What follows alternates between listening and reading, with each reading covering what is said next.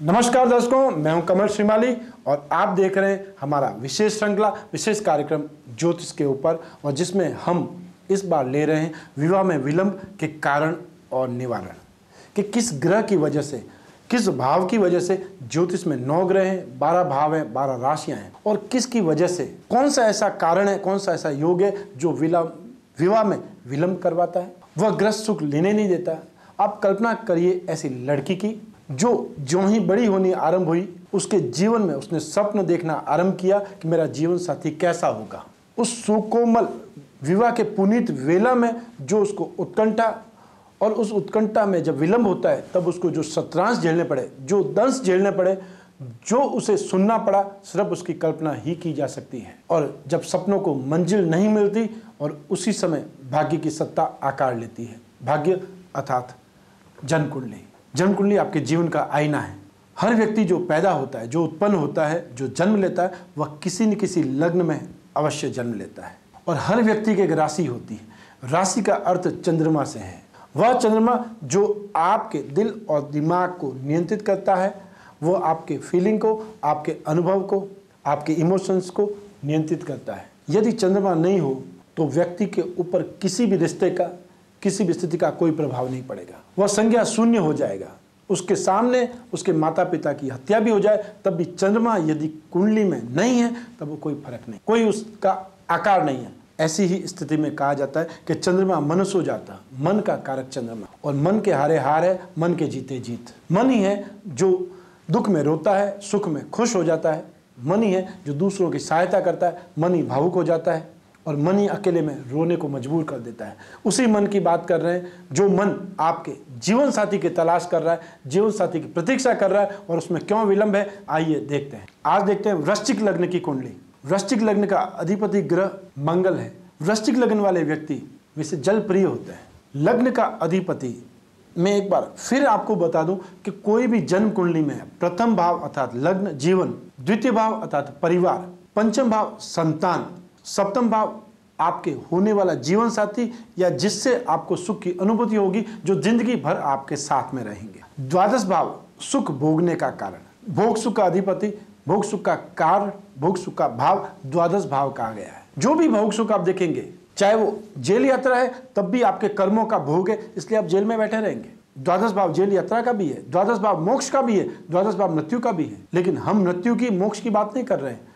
हम बात कर रहे हैं ग्रस्त सुख की, कि किस प्रकार व्यक्ति के जीवन में जो होने वाली देरी है विवाह में, वह दूर हो जाए। हम कारण ढूंढ रहे हैं।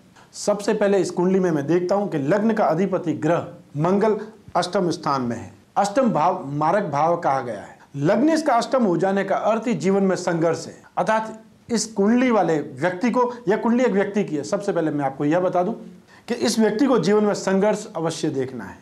जिसको कर्म बोलते हैं, जिसको आप कोई न कोई कैरियर बोलेंगे, उसका अधिपति ग्रह सूर्य भी अष्टम स्थान में, अर्थात इस व्यक्ति के पास में आजीविका के लिए भी संघर्ष करना पड़ेगा। लेकिन बात चूंकि विवाह की हो रही है तो सबसे पहले हम यही देखेंगे कि कौन कौन से कारण हैं। लग्नेश यहाँ पे निर्बल हो गया। उसका द्वितीय भाव का अधिपति ग्रह कौन है? वह है बृहस्पति, परिवार का। बृहस्पति शनि के साथ में है। शनि और बृहस्पति में मित्रता नहीं है, और उस बृहस्पति को भी आप देखेंगे तब भी स्थिति ऐसी है कि शनि के साथ में है और शनि की दृष्टि शुक्र पर है। भोग सुख का कारण, भोग सुख का कारक ग्रह शुक्र है। एक व्यक्ति की कुंडली में शुक्र की प्रधानता है और एक लड़की की कुंडली में बृहस्पति की प्रधानता है। तो बृहस्पति के साथ में शनि है और उसकी दृष्टि सप्तम और सप्तम कारक शुक्र दोनों पर है। इस कुंडली में कालसर्प योग की रचना है, यह भी स्पष्ट दिखाई दे रहा है। राहु द्वादश भाव में होने से मानसिक विचलित करता है, नेगेटिव थिंकर बनाता है। आदमी सोच विचार बहुत ज्यादा करता है, कंफ्यूज रहता है। तो इस कुंडली में सूर्य, मंगल और शनि, इन तीनों की स्थिति ऐसी है जिससे इस कुंडली के जातक को विवाह में विलंब देखना पड़ा। और आखिरकार विवाह इसका हुआ तो एक स्थिति के कारण कि चंद्र लग्न से यदि आप देखेंगे तब यह कुंडली बृहस्पति को शुभ प्रभाव में दिखलाती है। यहाँ पर चंद्रमा भी कुंडली में अष्टम भाव में, भाग्य के अधिपति, भाग्य का सुख तो मिलना चाहिए, उसका अधिपति भी अष्टम भाव में, और बुध पापी ग्रहों के साथ में होकर के सदैव पापी हो जाता है। यह भी स्थिति यहाँ राहु की दृष्टि भी यहाँ पर चंद्रमा, मंगल, बुध और सूर्य पर है। पापी ग्रह और पाप प्रभाव और अधिक सप्तम भाव कारक शुक्र और सप्तमेश भी शुक्र, उसकी भी दृष्टि शनि की दृष्टि, और शनि विच्छेदात्मक ग्रह जो सुख लेने वाली स्थिति है उससे छीनने का काम करेगा। तो इस व्यक्ति की शादी हुई लेकिन 43 वर्ष की आयु में जाकर के हुई।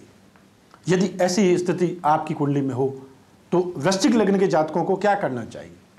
सबसे पहले तो उन्हें मूंगा रत्न धारण करना चाहिए। सबसे पहले लग्न को बलवान बनाइए।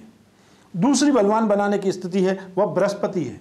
बृहस्पति द्वितीय भाव आपके परिवार का, खानदान का, स्थायी संपत्ति का मालिक, और पंचम भाव संतान का है तो बुद्धि का भी है, एजुकेशन का भी है। इन दोनों को आप मजबूत कर दीजिए, तब काफ़ी कुछ सरल हो जाएगा, काफ़ी कुछ आसान हो जाएगा।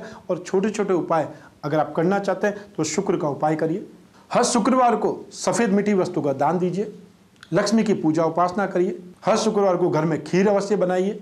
अपने घर की बालकोनी में या मेन गेट पर सफ़ेद पुष्प आ जाए ऐसी कोई बेल लगाइए, ऐसा कोई पौधा लगाइए। कहने का अर्थ मेरा यही है कि यदि कुंडली का विश्लेषण किया जाए तो उपाय निकाले जा सकते हैं, स्थिति से निपटा जा सकता है। विश्लेषण करने की जरूरत है। उपाय एक नहीं, सैकड़ों उपाय, और उन्हीं को सम्मिलित करके कि कोई भी व्यक्ति सैकड़ों उपाय नहीं कर सकता है। जरूरी नहीं है कोई गांव में रहने वाला व्यक्ति विद्वान व्यक्ति के पास में दिल्ली, मुंबई, कलकत्ता या कहीं और पहुंच जाए। तो ऐसी स्थिति में क्या करें, इसके लिए मैंने एक छोटा सा प्रयास किया है। प्रयास छोटा मैं इसलिए बोलता हूँ, वो आपके लिए छोटा है, मेरे लिए तो बड़ा विशाल प्रयास था। मैंने विवाह में विलंब के उन कारणों को जान करके एक संकल्प, एक ऐसी वस्तुओं का संकलन किया जिसे कलश का नाम दिया गया विवाह बाधा निवारण कलश। उसमें विवाह में विलंब में जो भी प्रयोग किए जा सकते हैं, जो उपाय किए जा सकते हैं, उनका संकलन है, और उसे आप अपने जीवन में प्रयोग कर सकते हैं ताकि आपको उपाय ढूंढने की आवश्यकता नहीं होगी। और उसके साथ में हम विवाह में विलंब के लिए क्या छोटे छोटे प्रयोग घरेलू करने चाहिए उनका विवरण भी साथ में दे रहे हैं। तो सिर्फ आपको प्रयास करना है, या कलश आप आसानी से प्राप्त कर सकते हैं, इसमें कोई दुविधा नहीं है। आपकी कोई भी समस्या हो, कोई भी सुझाव हो, कोई भी आलोचना हो, कोई भी जिज्ञासा हो, मेरे दरवाजे आपके लिए 24 घंटे खुले हैं। आप कभी भी संपर्क करें, आपको उत्तर दे करके मुझे खुशी होगी, आपकी सेवा करके मुझे प्रसन्नता होगी, क्योंकि मैं ज्योतिष का सिर्फ एक विद्यार्थी हूँ। सीखता रहता हूँ, निरंतर सीखता रहूँगा। आपके किसी काम आ सकूँ, मेरा सौभाग्य होगा। नमस्कार।